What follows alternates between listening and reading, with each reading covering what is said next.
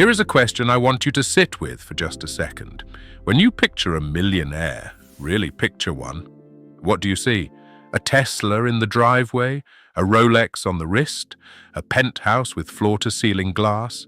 Maybe a guy on Instagram standing in front of a private jet, holding a bottle of something that costs more than your rent, with a caption that says something like, "The grind never stops."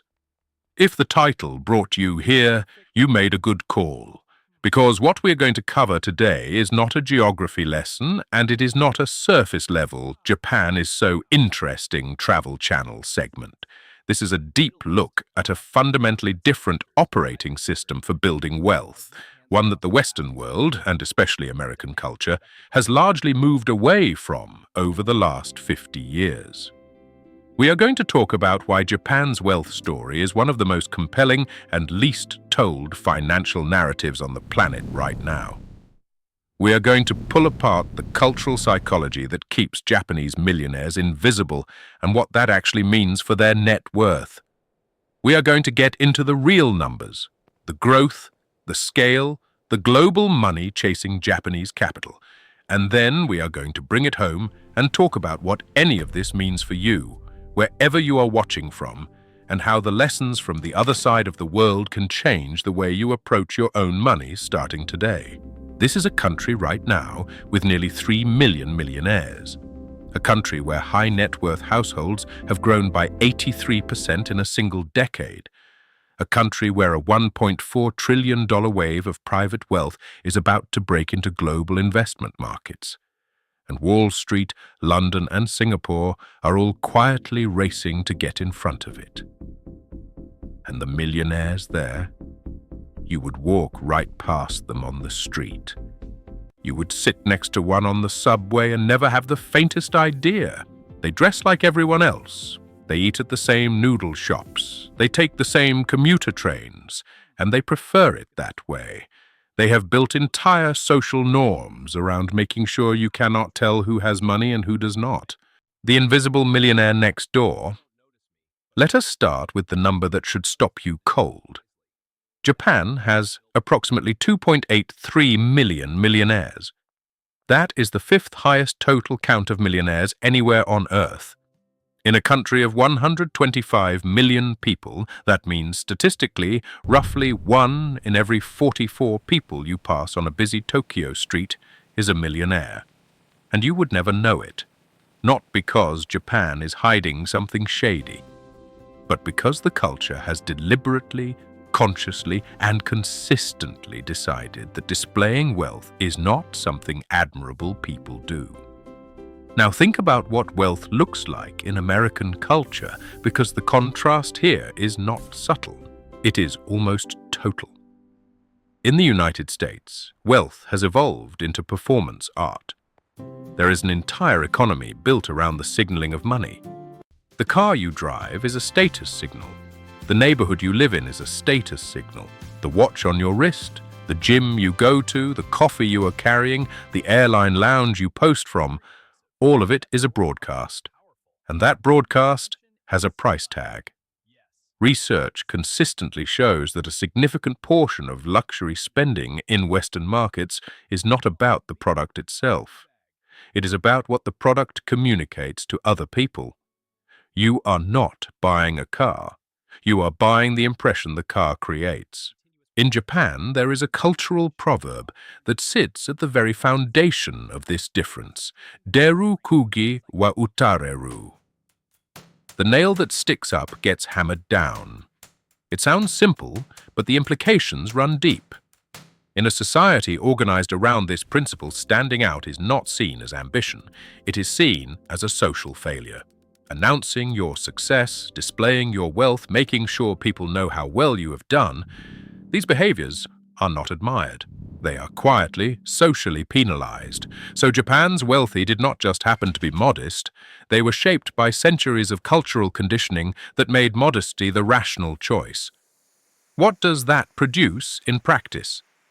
It produces a country full of people who drive sensible cars, not because they cannot afford better ones, but because drawing attention to themselves through a car feels genuinely uncomfortable. It produces executives who eat lunch at the same cheap ramen counter as their interns. It produces business people who wear conservative, understated clothing as a cultural default, not as a style preference. And underneath all of that quiet, unremarkable surface, investment portfolios, savings accounts, real estate holdings, quietly compounding year after year, entirely out of sight. Now here is the psychological trap this creates for people raised in Western wealth culture.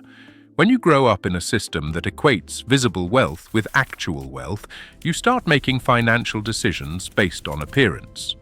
You stretch for the car that is slightly above your budget because the one that fits your budget feels like it says something unflattering about you. You upgrade your apartment, not because you need more space, but because your current place does not look right for the income level you want people to perceive. You buy clothes, watches, bags, and gadgets, not primarily for their utility, but for the social signal they send. And all of that spending, every dollar, every pound, every rupee that goes toward the appearance of wealth, is a dollar that is not compounding in your portfolio. Japan's wealthy largely escaped this trap. Not because they are smarter, because their culture simply never built the trap in the first place. The numbers that genuinely shock you. Now let us get into the actual data, because the growth story here is not just impressive. It is the kind of number that gets finance journalists excited at conferences. In 2011, Japan had approximately 810,000 high net worth and ultra-high net worth households. By 2021, that number had risen to nearly 1.5 million. Run the math, and that is an 83% increase in a single decade. Not 8%, not 18%, 83%. For context, that kind of growth rate in any asset class would make headlines. In a country's wealth demographic, it is extraordinary. And then it kept going. According to Nomura Research Institute's 2025 data, the figure has since grown to 1,653,000 households, the highest number ever recorded since they started tracking it. Japan is not just a country with a lot of old wealth sitting still. It is a country where the wealthy class is actively and rapidly expanding. So what is actually driving this? There are two primary engines. The first is stock market performance. Japan's equity markets have had a genuine sustained period of strong returns, driven by corporate governance reforms, increased foreign investment interest, and companies finally starting to prioritize shareholder returns in ways they historically did not. The Tokyo Stock Exchange has pushed listed companies to improve their capital efficiency and break up the cross-shareholding structures that used to keep returns artificially low. That reform story is real, and it has translated directly into household wealth creation. The second engine is currency dynamics, and this one gets overlooked constantly in the general coverage. When the yen depreciates against the dollar and other major currencies, which it has done significantly over the past several years, Japanese investors who hold foreign-denominated assets see the yen-equivalent value of those assets rise automatically. You did not have to make a single additional investment. Your dollar-denominated index fund just went up in yen terms because the currency moved. For wealthy Japanese households with meaningful exposure to global markets, this has been an enormous tailwind that showed up directly on their balance sheets. Now compare that wealth creation story to what has been happening with wealth in the United States over the same period. American households have also seen asset price appreciation. Real estate, equities, retirement accounts all went up. But the distribution of that wealth creation tells a very different story. Total American consumer credit card debt crossed $1 trillion. Auto loan delinquencies have been rising. Buy now, pay later services have exploded in popularity, which sounds like financial innovation, but often functions as a mechanism for people to spend beyond their means, in ways that used to require a credit card application. The American wealth story has a bifurcation at its core. Massive asset appreciation for those who already owned assets, and mounting debt for those who did not. Japan's wealth growth has been quieter, less publicized, and arguably more broadly distributed through its middle-upper class. There is also a savings culture dimension to this that cannot be ignored. Japan has historically had one of the highest household savings rates in the developed world. This is not accidental. It is the financial expression of the same cultural values we talked about earlier. When your culture does not reward spending as a social behavior, you spend less. When you spend less, you save more.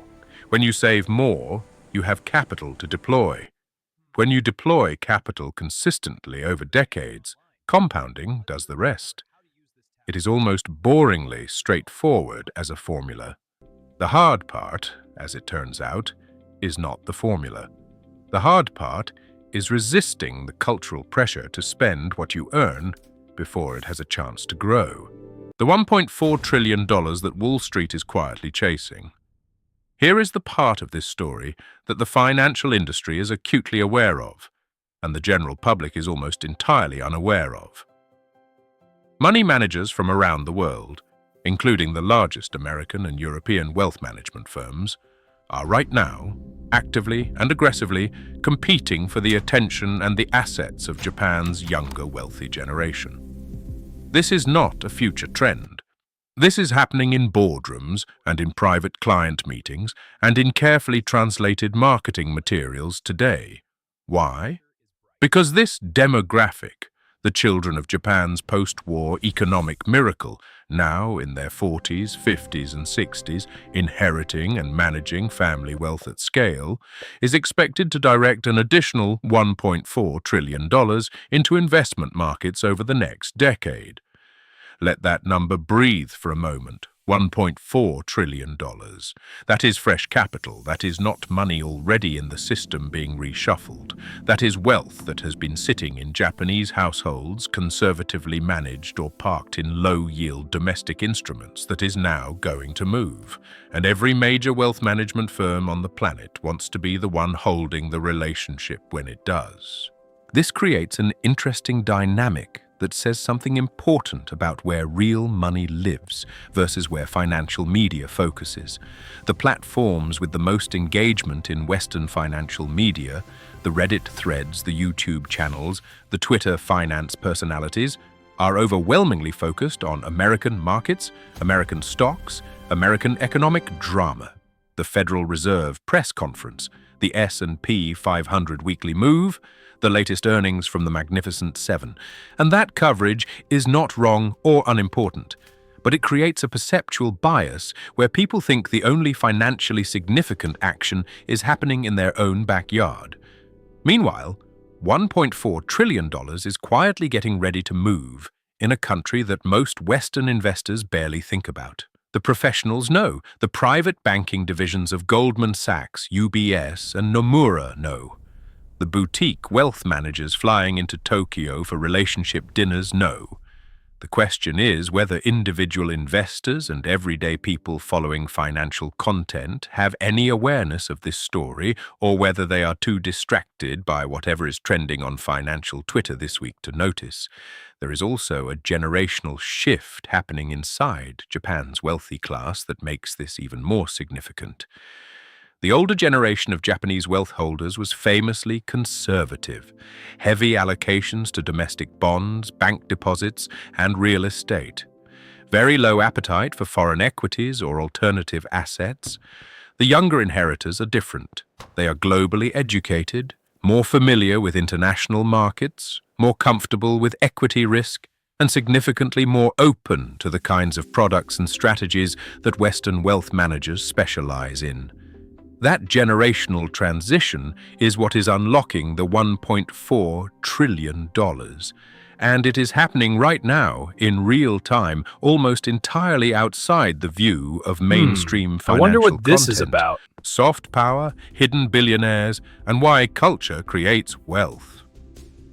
There is one more dimension to Japan's wealth story that I think gets systematically underappreciated, and it is the relationship between Japan's cultural dominance globally and its billionaire class. Because when you actually map where Japan's ultra-high net worth wealth comes from, the billionaires, the family dynasties, the generational fortunes, a significant portion of it is attached to cultural products that are genuinely beloved by hundreds of millions of people around the world. Think about the scale of Japan's cultural export economy for a moment. The gaming industry alone has produced some of the most enduring and globally dominant intellectual properties in entertainment history. The animation and manga sector has created a global fandom that transcends language, geography, and demographic, and that fandom is now a consumption engine driving streaming revenue, merchandise, live events, theme parks, and licensing deals across every major market on Earth. Japan's fashion houses have carved out irreplaceable positions in global luxury. Its food culture has spawned entire restaurant categories worldwide. Its technology and automotive brands are woven into the infrastructure of daily life on every continent. What this means in financial terms is that the billionaires whose wealth is built on these cultural assets benefit from a type of brand loyalty and emotional connection that most businesses can only dream about. These are not commodity businesses. These are not easily disrupted by a competitor. When your product has been part of someone's childhood, when it carries genuine emotional weight across generations, when fans actively evangelize it to their own children, you have built an economic moat that Warren Buffett would recognize immediately. The brand is the barrier to entry, and in Japan's case, the brands are global, beloved, and extraordinarily durable. Compare this to how American cultural wealth is typically created and maintained. American culture also exports enormously. Hollywood, Silicon Valley, American music, American fashion, but the mythology around American wealth creation tends to center on the individual. The founder story, the genius in the garage, the disruptor who saw what others missed. American billionaire culture is deeply personal and deeply publicized. We know the founders' names, their origin stories, their feuds, their politics, their tweets. The wealth is attached to personalities as much as products, and personalities are volatile. They say the wrong thing, they make the wrong bet, they get cancelled, and the valuation follows. Japan's cultural wealth is more institutional, more collective, more protected by the culture's own privacy norms. The companies behind the world's most beloved Japanese franchises are not running personality-driven brands. They are running craft-driven, quality-obsessed, legacy-conscious organizations where the product is the brand and the brand is built to last generations. That is a fundamentally different and, I would argue, fundamentally more stable model of wealth creation. And it is one that the Western financial press almost entirely ignores because it does not generate the kind of drama and personality-driven narrative that drives clicks. What this actually means for how you think about money. So, let us bring this home because everything we have covered so far is interesting as a story. But a story without a personal application is just trivia. The reason Japan's wealth culture matters to your financial life, specifically, is this. The environment you grow up in and the culture you are immersed in programs your financial behavior at a level so deep that most people never question it. You think your spending decisions are rational. You think you are making choices based on what you need, what you value, what genuinely makes your life better. And sometimes you are. But a significant portion of the time, you are making decisions based on social signals, status anxiety, and a culturally inherited definition of what success is supposed to look like. In America, and in much of the Western world, that definition is loud. It is visible. It is a car, a watch, a neighborhood, a restaurant, a vacation photo, a bag. These things are not inherently bad. Some of them genuinely bring joy.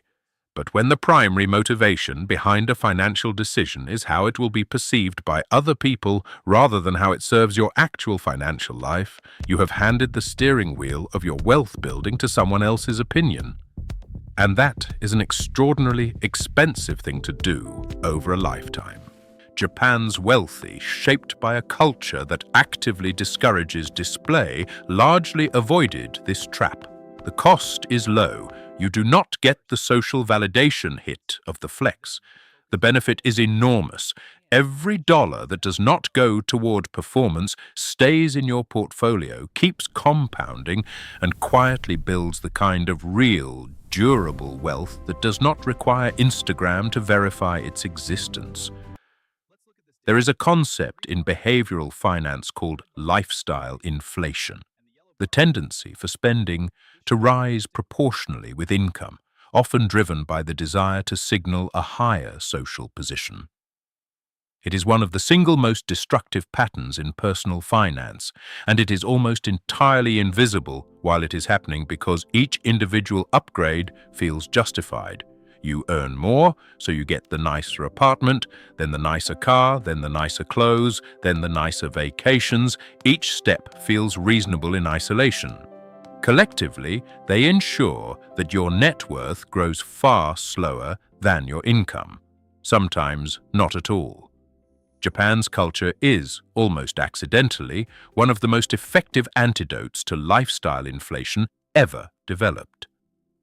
When the social reward for visible spending is low or negative, lifestyle inflation loses its fuel source. Now, I am not suggesting you move to Tokyo or wholesale adopt a foreign culture's relationship with money. Culture is not a wardrobe you swap out, but the awareness itself is valuable. Understanding that your definition of what looking successful means is a cultural construct, not a universal truth, gives you a degree of freedom over your own financial choices that most people never access. You can start asking a different question, not what does this purchase say about me, but what does this purchase actually do for me? That shift in framing, applied consistently over years and decades, is the difference between looking wealthy and actually being wealthy. And that distinction, looking wealthy versus being wealthy, is exactly the gap that Japan at a national scale has managed better than almost anyone. Nearly 3 million millionaires, 1.65 million high-net-worth households and rising, $1.4 trillion about to enter global markets. Entire billionaire fortunes built on cultural products that the world cannot get enough of. All of it happening quietly, without announcement, without performance, without a single Instagram post. The biggest financial flex in Japan is not a car, not a watch, not a caption. It is a brokerage statement that nobody else ever sees. It is a savings rate that never makes it to social media. It is a net worth that grows every year in total silence, while the person behind it eats lunch at the same noodle shop they have been going to for 20 years. And honestly, when you sit with that image long enough, something shifts. The flashy version of wealth starts to look a little insecure. The quiet version starts to look like the real thing. That is the lesson Japan is teaching anyone willing to pay attention. Stop performing wealth. Start building it. The two are not the same activity, they do not use the same tools, and they do not produce the same result. One gets you likes, the other gets you free. If this video made you think differently about money, even slightly, even just about one decision you're going to make this week, then it did its job. Drop a comment below because I genuinely want to know, does your culture's attitude toward money help you or work against you? Have you ever caught yourself spending to signal rather than spending to live?